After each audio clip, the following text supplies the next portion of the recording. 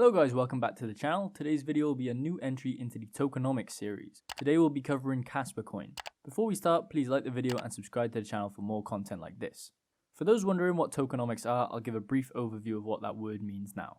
Tokenomics is a broad term which describes all the elements that make a particular cryptocurrency valuable and interesting to investors. This includes everything from token supply and how it's issued to things like utility case, or basically what the goal is to achieve in the crypto market. Therefore, we'll be covering all this information and more, plus at the end of this video, I'll be doing a price prediction for the coin that we are talking about. So Kaspa coin launched their mainnet back in November of 2021, so it's still early on in development and they have lots of new updates coming soon which I'll cover later on. Kaspa was created by Yotan Sompolinsky, who is a Harvard student that has done a lot of research into the Ghostag protocol on which Kaspa coin mining is built upon. Kaspa is the fastest and most scalable instant confirmation transaction layer ever built on a proof-of-work engine. Transactions sent to miners can be included immediately in the ledger, which is structured as a revolutionary block DAG. As mentioned before, Kaspa utilizes the Ghostag protocol, which is a scalable generalization of the Bitcoin consensus. Its design is faithful to the principles that Satoshi embedded into Bitcoin, such as proof-of-work mining, deflationary monetary policy, no pre-mine, and no central governance. Kaspa is unique in its ability to support high block rates while maintaining the level of security offered by the most secure proof-of-work environments. Kaspa's current mainnet operates with 1 block per second. This gives it a high throughput rate, whereas with bigger coins like Ethereum, they only have a block time of 13 seconds. And after the ongoing Rust language rewrite, the core developer's goal is to increase the number of blocks per second substantially, attracting the development of smart contracts and DeFi onto the network. Now, one of the major features of Kaspa is the mining. As Kaspa is a proof-of-work coin, they are trying to keep mining decentralized as much as possible by having their 1-second block times. This allows for solo miners to actually find blocks with a relatively low amount of hash rate. This means miners don't necessarily have to mine as a pool. This is all in order to stop 51% attacks on the Kaspa network. When we look at the available pools, we can see that Wooly Pooly holds over 51% of the network hash rate. This is why you should move your hash rate to smaller pools. This brings us to a sponsor of our video, which is Crypto Pool Online. As you can see, it's already listed as a pool on Mining Pool Stats here. So because of these hard times in crypto mining, Crypto Pool Online has decided to help miners out from now until the end of January, with no pool fees for mining, as we can see here. They offer both solo and pool mining. If you click on their website, you can navigate to the top, either solo or pool, and then when you're here, it gives a quick guide to start mining. First you get a wallet address, and then you choose a miner. They offer multiple different miners like BZ Miner, LOL Miner, G Miner, and Team Red Miner for you AMD miners. Below we have a pre-made batch file for each miner. All you have to do is change the wallet address here.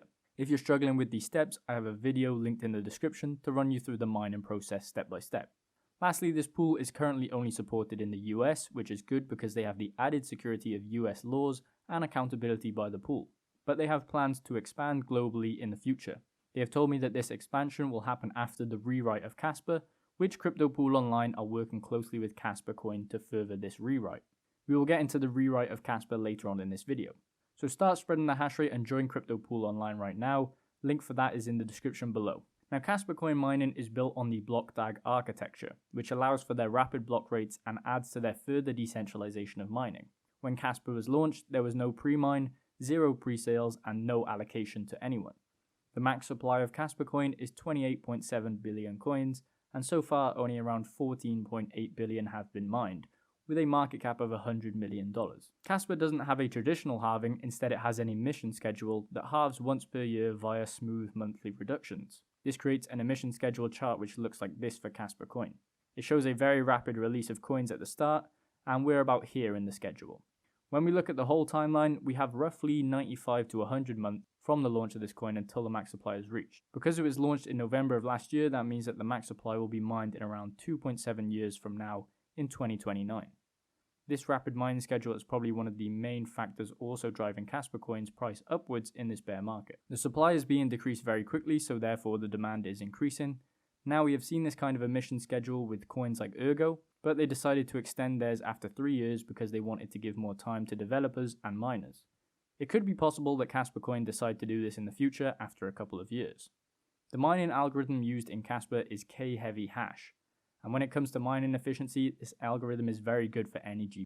This has led it to become one of the go-to coins to mine in this bear market. For example, when mining Ethereum, you could lower your power in overclocking to around 80% without losing a bunch of hash rate. However, with Kaspa, you can actually lower it way lower, down to 65% of the power when overclocking. This means that in theory you can save 15% on power, and this is why it's very profitable right now. Personally, I found that the Nvidia 3060 Ti and the 3070 have the highest efficiencies on this algorithm. If you have some of these cards, it'd be wise to start mining, as they are very profitable right now. As I mentioned before, this power efficiency is also because of the block tag, which Kaspa is built upon. So block tag means that it's not actually a blockchain. Instead, it's a mathematical concept which consists of vertices and edges, with each edge directed to one vertex to another. This image here better represents what a block tag looks like. Whereas with traditional blockchain, it would be just blocks in order. This allows for no blocks wasted or orphaned. All blocks are published to the ledger and no mining power is wasted. Due to this structure, blocks are allowed to be generated more frequently, facilitating more transactions and resulting in almost instant confirmations on the network. If you want to see how this works in real time, the Kaspa Coin website displays a block graph inspector so you can see new blocks being created and connected in real time. Lastly, when it comes to mining, lolMiner has actually released a new version which increases speeds on all Nvidia GPUs. This is the new lolMiner 1.64 release, and in the notes it says it's improvised Kaspa only mining performance. Speed increase of about 8 to 8.5% on Nvidia Pascal GPUs, 4.5 to 5% on Nvidia Turings and Ampere GPUs, and 3 to 4% on AMD Navi and Big Navi GPUs. So if you're mining with Nvidia GPUs, then lolMiner is probably the best bet to mine with for that extra hash rate. Now, one of the biggest things I want to talk about is the rewrite of Kaspa Coin. So Kaspa Coin was originally built on a coding language called Golang. However, over the past year, they have realized they want to rewrite into a different coding language. They are doing this in order to reach a physical throughput limit and higher block rates. They believe Kaspa needs to be rewritten in a performance-orientated programming language and with a performance-orientated mindset. This language is called Rust, and it's a very popular coding language for cryptocurrency. Now, they have a proven, stable, and working real-world and world-scale network. It is in time to put the pieces back together in their purest form. Kaspa wants to be the world-leading financial system, and they are making these changes to allow for this to happen. Now, as I said previously, the main goals are firstly to bring higher efficiency and performance to the network. This is great for us miners, as you can be even more efficient when mining. Also, the Rust coding language allows for way lower memory to run a network, whereas the Golang which they are using right now takes up a lot of memory. Their next goal is to have higher BPS and TPS. They believe a goal of 32 BPS is definitely possible, and even 100 BPS is a reasonable target. With their current block size, this would translate to around 6,400 to 20,000 transactions per second. But block size can also theoretically be increased to find a sustainable amount of TPS, whereas the only limiting factor becomes the internet connection itself.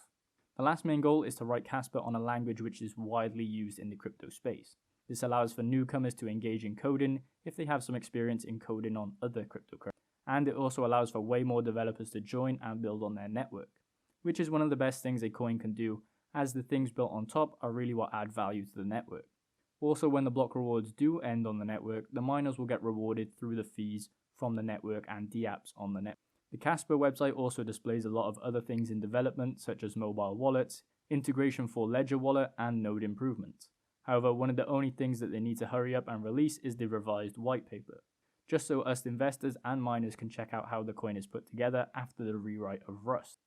We are also yet to see the scalability at a large size yet. If they can prove this with no errors, then it would put more faith in the coin. Now lastly, I want to get into the price of the coin and my predictions for the future. When looking at the price chart, we've seen that Kaspa Coin has had a massive rise since the launch of the coin, with the biggest spike coming in the last few months. Kaspa Coin has gone in the opposite direction to the rest of the market. Now, besides the fact that Kaspa Coin has many unique features, the biggest one driving the price, in my opinion, is definitely the emission schedule.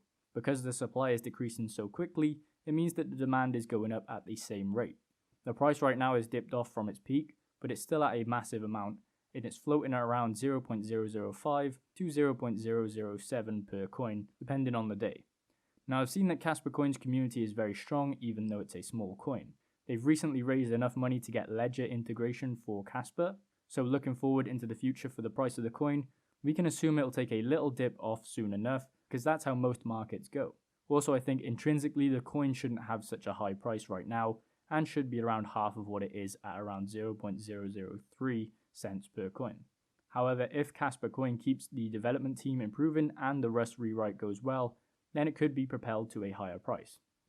Right now it's receiving a lot of trading volume due to miners because it's the only profitable coin. So if this growth continues, we'll probably see Kaspa at a price of maybe 2 cents per coin in around a year and a half.